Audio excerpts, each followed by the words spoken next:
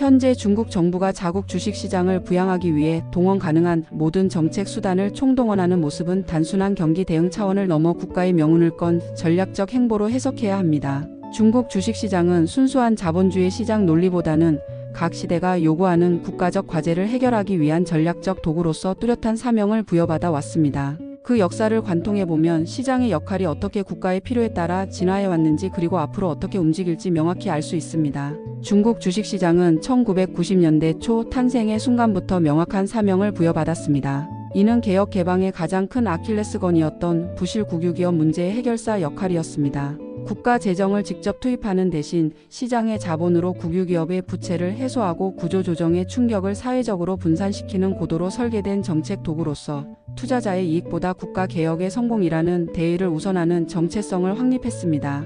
국유기업 개혁이라는 1차적 임무가 일단락되고 2001년 WTO 가입과 함께 경제가 본궤도에 오르자 증시는 새로운 국면을 맞이합니다. 경제 성장의 과실을 국민적 부로 연결하고 위안화 국제화의 초석을 다지는 임무가 부여된 것입니다. QFII 제도와 같은 점진적 개방을 통해 글로벌 자본시장과 연결되는 관문으로서의 역할도 수행하기 시작했습니다. 그리고 수십 년간 이어온 성장 공식의 한계에 부딪힌 지금 중국 증시는 국가의 명운을 건 세 번째 대전환의 임무를 부여받고 있습니다. 부동산 성장 모델의 붕괴, 미중 기술 패권 경쟁, 내수 침체라는 세계의 거대한 파도 앞에서 증시는 이제 최후의 보루로 그 역할이 재정이 되었습니다. 한편으로는 미국의 기술 봉쇄를 돌파하기 위해 반도체, AI 같은 첨단 산업에 자금을 공급하는 금융 동맥 역할을, 다른 한편으로는 붕괴하는 부동산 시장의 충격을 흡수하고 자산 효과를 통해 얼어붙은 소비를 깨우는 내수 경제의 엔진 역할을 동시에 해내야 하는 것입니다. 증시 부양은 바로 이러한 국가 차원의 거시적 목표, 즉 국유기업의 구조조정과 첨단 기술 산업 육성이라는 두 마리 토끼를 잡기 위한 핵심 도구로 활용됩니다. 중국의 많은 국유기업들은 여전히 과도한 부채 문제에 시달리고 있는데 정부는 증시 화랑을 이용해 이들이 보유 지분을 시장에 매각하거나 유상증자를 통해 자본을 확충하도록 유도함으로써 부채 비율을 낮추고 재무 건전성을 개선하려 합니다. 이는 국가 재정을 직접 투입하지 않고 시장의 자금을 활용해 국유기업을 개혁하는 효과적인 방법입니다. 동시에 미중 기술 패권 경쟁이 격화되는 가운데 반도체, 인공지능, 신에너지, 바이오와 같은 국가 전략 산업에 자금을 공급하는 가장 중요한 통로가 바로 주식시장입니다. 상하이의 커창반처럼 기술기업에 특화된 시장을 육성하고 정책적 지원을 집중함으로써 유망한 기술기업들이 은행 대출과 같은 전통적인 방식이 아닌 자본시장을 통해 성장에 필요한 자금을 원활하게 조달하도록 돕고 있습니다. 이는 단순히 개별 기업을 지원하는 차원을 넘어 미국의 기술 봉쇄를 돌파하고 중국 제조 2025로 대표되는 산업 고도화 목표를 달성하기 위한 국가적 생존 전략의 일환입니다. 현재 중국 경제가 직면한 가장 심각한 문제는 소비와 투자의 핵심 동력이 동시에 멈춰 섰다는 점입니다. 특히 경제의 실핏줄인 가계 소비가 침체에 빠져 있으며 이는 디플레이션이라는 더 큰 위협을 현실화시키고 있습니다. 최근 발표되는 제조업 구매관리자 지수 PMI가 수개월째 기준선인 50을 하회하며 위축 국면을 벗어나지 못하고 있고 기업과 가계의 미래 전망을 반영하는 신용대출 증가율이 수십 년 만에 최저 수준으로 떨어지는 등 경제 전반에 경고등이 켜진 상태입니다.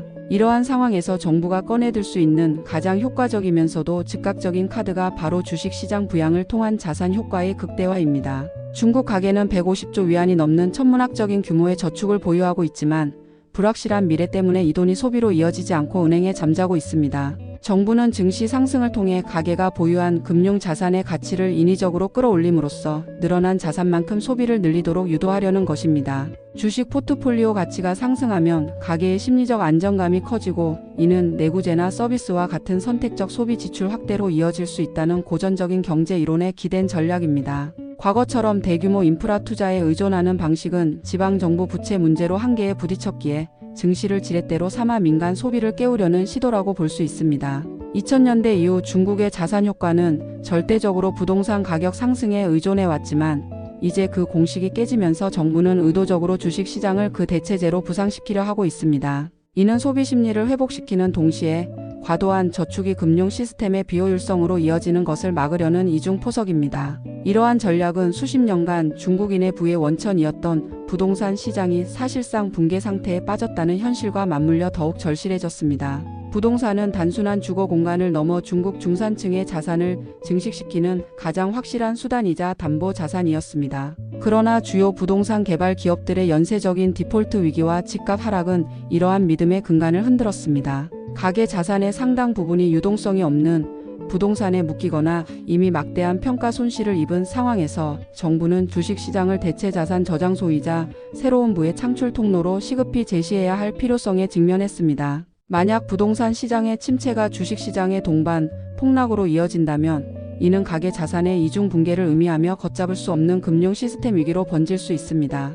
따라서 정부는 부동산 시장에서 이탈하는 자금과 신규 유동성을 증시로 유도하여 자산 시장의 급격한 붕괴를 막는 데 역할을 하도록 의도적으로 시장을 관리하고 있는 것입니다. 이는 가계의 자산을 보전하는 동시에 해외로의 자본 유출을 막고 국내 경제 내에서 자금이 순환하도록 만드는 효과를 노린 포석입니다. 부동산 불패 신화가 깨진 상황에서 만약 주식시장마저 신뢰를 잃게 된다면 막대한 규모의 가계 저축은 해외 자산으로의 도피를 시도하거나 실물금과 같은 비생산적인 자산으로 숨어들어 경제 전체의 활력을 더욱 떨어뜨릴 위험이 큽니다. 따라서 안정적인 주식시장 관리는 단순한 자산 가격 방어를 넘어 국가 차원의 자본 통제 및 유동성 관리 전략의 핵심적인 부분입니다. 더욱이 중국 주식시장의 구조적 특성은 정부의 개입을 필연적으로 만듭니다. 미국과 같은 선진 시장이 기관 투자자 중심으로 움직이는 것과 달리 중국 증시는 거래의 대부분을 2억 명이 넘는 개인 투자자가 차지하는 매우 이례적인 구조를 가지고 있습니다. 이들의 투자 성패는 곧바로 수억 명의 가계 경제와 직결되며 이는 경제 문제를 넘어 사회 안정과 직결되는 민감한 정치적 사안이 됩니다.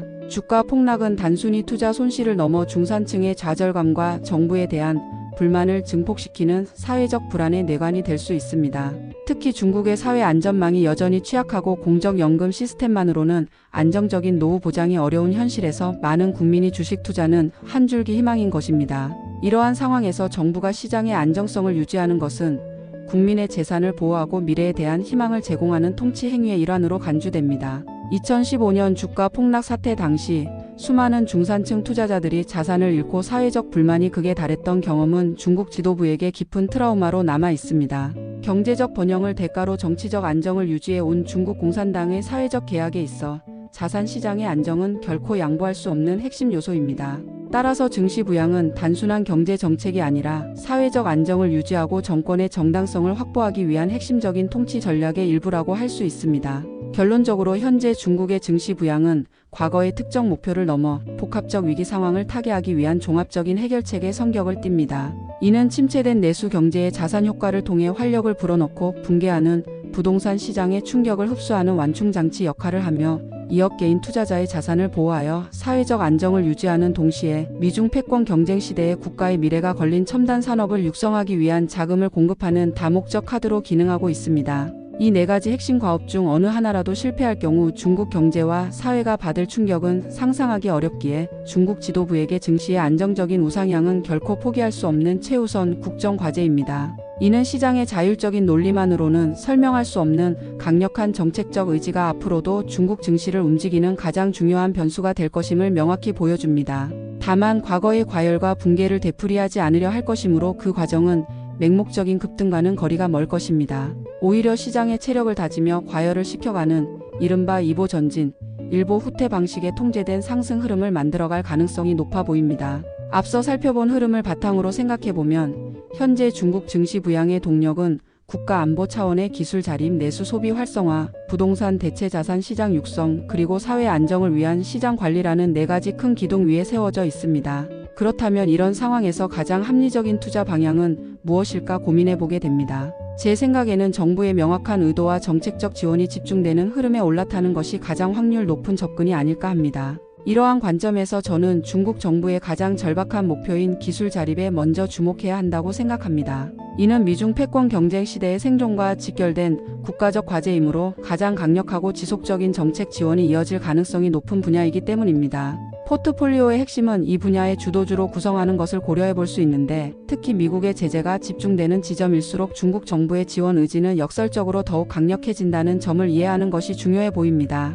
단순히 칩을 만드는 파운드리 업체를 넘어 제재의 핵심 고리인 반도체 장비, 소재, EDA 툴 관련 기업들은 단기 실적보다는 국산화 대체라는 거대한 서사를 바탕으로 움직이는 경향이 있습니다. AI 경쟁의 물리적 기반이 되는 데이터 센터, 고성능 서버, 차세대 기술인 CPO 관련 기업들 또한 디지털 신인프라 정책의 수혜를 기대해 볼 만한 영역입니다. 더불어 신에너지 분야 역시 과거의 무분별한 가격 경쟁에서 벗어나 질서 있는 발전 단계로 진입했으며 특히 AI 데이터 센터의 막대한 전력 소모를 감당하고 전력망 안정성을 높이기 위한 에너지 저장 장치는 새로운 성장 국면에 들어선 것으로 보입니다. 물론 하드테크 중심의 성장주 포트폴리오는 변동성이 클 수밖에 없기에 안정성을 더할 보완적인 전략도 함께 고려해 볼 필요가 있습니다. 여기서 정부의 또 다른 의도인 국유기업 가치 재평가 테마를 활용하는 방안을 생각해 볼 수 있습니다. 정부는 증시의 하방 경직성을 확보하기 위해 국가대표 격인 대형 국유기업들의 주가를 방어하고 가치를 재평가하려는 의지가 강한 편입니다. 모든 국유기업이 투자 대상은 아니겠지만 낮은 PBR, 안정적인 현금 흐름과 높은 배당 수익률, 그리고 정부의 주주환원 제고 정책에 적극적으로 부응하는 기업을 선별하는 것이 중요하다고 봅니다. 주로 통신, 에너지, 은행 등 국가기관 산업에 속한 이들 기업은 폭발적인 성장성 대신 증시 불안기에 정책적 매수세가 유입될 가능성이 있어 포트폴리오의 변동성을 완충해주는 역할을 기대할 수 있습니다. 이렇게 성장과 안정의 균형을 어느 정도 맞춘 뒤에는 경기 회복의 과실을 노리는 전술적인 접근을 더해보는 것도 좋은 방법이 될 수 있습니다. 정부가 자산 효과를 통해 유도하려는 내수 회복 흐름에 선별적으로 참여하는 것입니다. 다만 경기 회복 초기에는 소비의 양극화 현상이 나타날 수 있으므로 저가형 가성비 제품으로 시장 점유율을 높이는 기업이나 강력한 브랜드 파워를 지닌 프리미엄 주류 화장품, 여행 레저 관련 기업에 선별적으로 접근하는 편이 유리할 수 있습니다. 정부의 각종 소비 부양책의 직접적인 수혜가 예상되는 업종을 주시하며 분할 매수로 접근하는 유연함이 필요해 보입니다. 물론 이러한 전략들을 실행에 옮길 때 저 개인적으로는 몇 가지 원칙을 지키는 것이 중요하다고 생각합니다. 중국 시장의 가장 큰 특징인 정책 변동성을 고려할 때 한 번에 모든 자금을 투입하기보다는 유망 섹터 내에서도 3, 4회에 걸쳐 분할 매수하며 평균 매입 단가를 관리하는 습관이 중요해 보입니다. 또한 가장 큰 기회 요인인 정책이 언제든 리스크 요인으로 돌변할 수 있음을 인지하고 관련 정책 뉴스를 면밀히 살펴보는 자세가 필요하다고 봅니다. 일부 핵심 기술 기업이나 혁신 신약 기업들은 홍콩 증시에만 상장된 경우가 있으므로 중국 본토 정책뿐 아니라 미국 금리와 같은 글로벌 유동성 변수까지 함께 고려해 홍콩 증시를 활용하는 것도 시야를 넓히는 좋은 방법이 될 것입니다. 결국 현재 중국 증시 투자의 본질은 정부가 무엇을 가장 절실하게 원하는가? 라는 질문에서 시작해 그 정책적 경로 위에 있는 기업들과 동행하는 과정이 아닐까 생각합니다. 저는 기술 자립을 위한 하드테크를 포트폴리오의 심장으로 안정성을 위한 국유기업 가치주를 뼈대로 삼고 여기에 경기 회복에 대한 기대를 담은 선별적 소비주를 살로 붙여보는 균형 잡힌 접근이 지금 시점에서 유효한 전략이 될 수 있다고 보고 있습니다. 오늘 내용 여기까지입니다. 끝까지 봐주셔서 감사합니다.